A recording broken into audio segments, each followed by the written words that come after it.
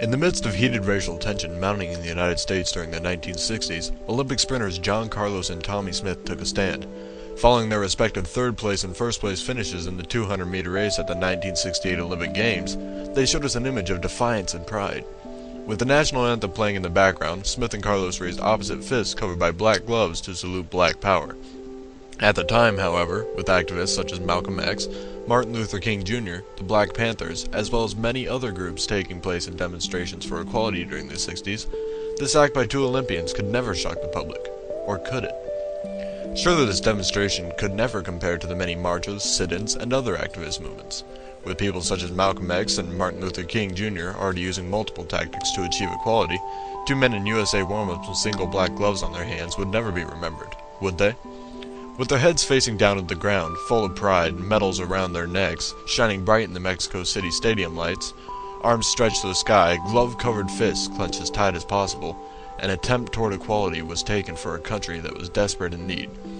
A simple act on the world stage in the hope that people would notice that changes needed to be made.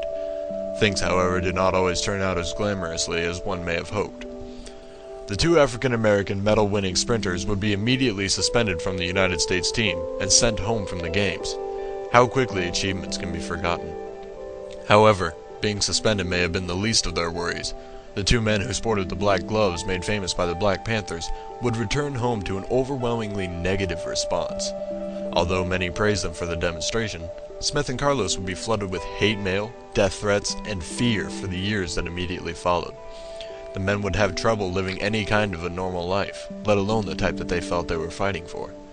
Lives that at a moment could not get any better with Olympic victories, immediately turned upside down within the matter of minutes. However, these men's pride and will to fight for what they believed in stood stronger than any words could speak. Nothing could silence their defiance. John Dominus's photo on August 1st, 1968 in Mexico captures an image of defiance and the drastic measures that were taken in this time period so that people could be respected for who they were and not the color of their skin. The photo itself features perhaps a step toward this, while the two black men from the USA stand up for what they believe in.